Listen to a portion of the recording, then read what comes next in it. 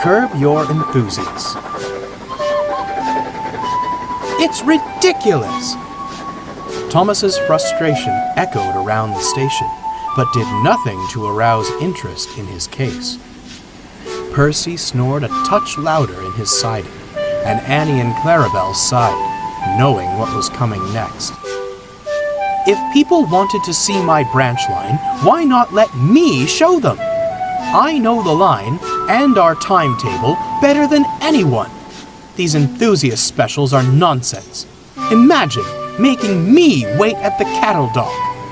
As we've told you countless times, Annie sighed, the Fat Controller promised we wouldn't be late, and we're not. Just look at the clock.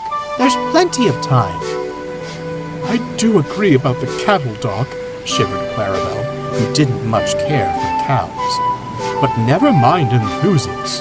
We have our own passengers to look after. Well, of course I'll be looking after them, Thomas huffed. I have a duty to my branch line, but does the engine pulling these trains respect that? A familiar whistle echoed in the distance, and Thomas smirked knowingly. I suppose that answers my question. With more pomp than the circumstances called for, James rolled proudly into the station, whistling once more.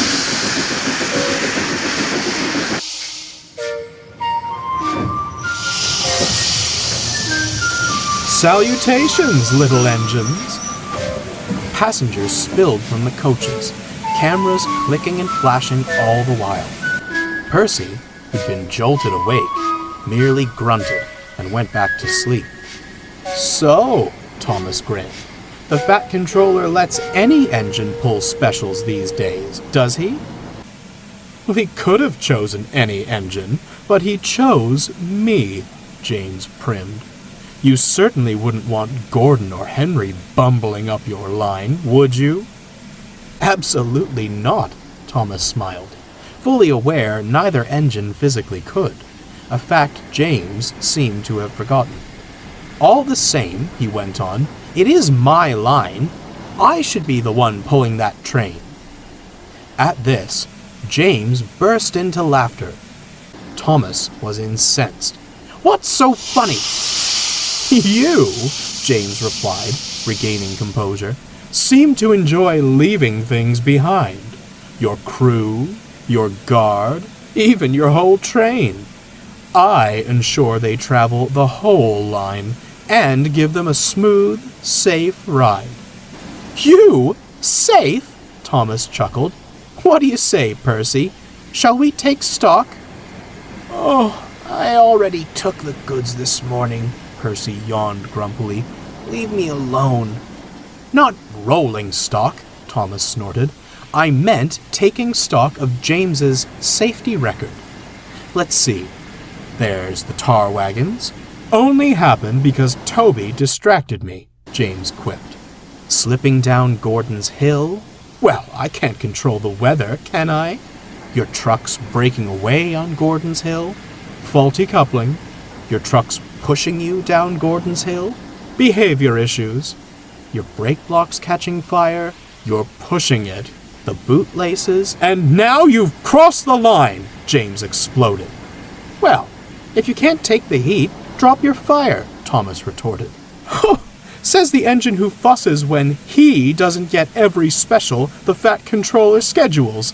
No wonder he doesn't trust you with them. He clearly trusts me enough to give me my own branch line, unlike some engines I could mention. I'm the only reason you have a branch line to begin with, James sneered. Without me, you couldn't have toddled off to play the little hero. You'd have remained a mere shunter. Perhaps I should have left you in that field, Thomas spat. With a face like that, you'd be better off as a scarecrow. It took their drivers, firemen, the station master, and several porters to break up the argument. With much whooshing and snorting, the quarreling engines went about their work, brooding all the while.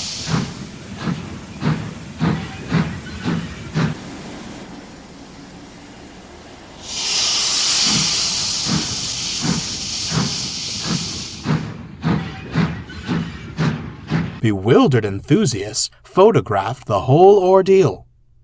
Poor Percy found himself an unwilling sounding board. Whenever he met them, Thomas and James would complain bitterly about each other. "Never thought I'd prefer the company of trucks," the little green engine muttered, scurrying off before another tirade was launched at him. Some days later, Thomas was still in a foul mood. He returned to the station and pushed Annie and Clarabelle toward the cattle dock. "The nerve of that James," he vented to Percy, sat in his siding once more. "He'd be stuck on the slow goods if it weren't for me and my branch line." "I like the sound of a slow goods," Percy smirked, "especially if it gets me away from your grumbling." Thomas's grumbling was about to keep Percy right where he was. A special livestock delivery had been scheduled for Percy's next train. The van sat at the cattle dock, the farmer about to herd the cows aboard. Unfortunately, the station master had forgotten this, and Thomas simply didn't care to look. Clarabelle was preparing to doze until James had gone, when something appeared in her path, and it was getting closer. "Stop! Stop!" she shrieked. It was no use. Thomas bumped the van, startling himself and letting off steam. Spooked, the cows gave distressed moos and took off in all directions. "My cows!" Percy shrieked from his siding. Thomas merely stuttered, but even this was drowned out by the stampeding cattle. Clarabelle, eyes shut tight, could only shiver in fright. Annie sighed, wondering how she'd landed herself in the middle of this kerfuffle. Above the clatter of the cows came the echo of a distant whistle. Thomas and Percy went pale. Men grabbed flags and whistles and ran towards the station throat. Before they could give the warning, James appeared, hissing and clanking. He hadn't noticed the cows, but he had noticed Thomas. "Listen here, you little blue pest! Suddenly, James's wheels slipped fiercely, and with a bang, a great whoosh of steam shrouded everything. Engines and railwaymen alike coughed and winced. At last, the smoke dispersed, they opened their eyes, and there was no sign of the cows. "I didn't know you could do magic, James," Percy marveled. A sudden moo informed them the cows hadn't disappeared, but merely relocated, right into the cattle van. "Well, magic or not, that was some trick," chuckled the farmer. "You've saved my herd." "And a nasty scene," the station master gravely remarked. "You're safe to bring your train into the station now." "I'd love to, sir," James panted, "but only I can't move." "It's your own fault," his driver chimed in. "With all that smoke and steam you made on the climb up, it's little wonder you ended up priming. Not only that, you've burst your cylinder caps, old boy," added the fireman. "You're stuck." "Not for long. I'll help." Thomas scurried from his siding, ready to pull James and the coaches to the platform. Thank you," stammered James, disarmed. "Thank you," chuckled Thomas. "My branch was nearly a pasture." He sighed and looked at his buffers. "You did keep your passengers safe, too. I'm sorry for being cross, and for the bootlace remark." "And I'm sorry for belittling you," James replied. "You know, if I must come down a branch line, I'd rather it be this one. I quite like its inhabitants. You earned it, with or without me."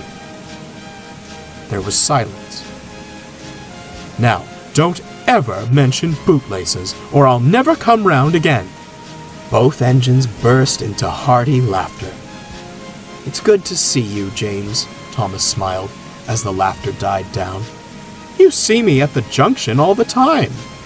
"Well, only in passing. I have to rush off and make up time when you lot delay me." As the two engines laughed and teased each other, the enthusiasts took their picture. You could say they were merely photographing engines number 1 and 5 at work. However, I like to think they were immortalizing a story. A story of how a small action resolved a big quarrel and made them friends once more.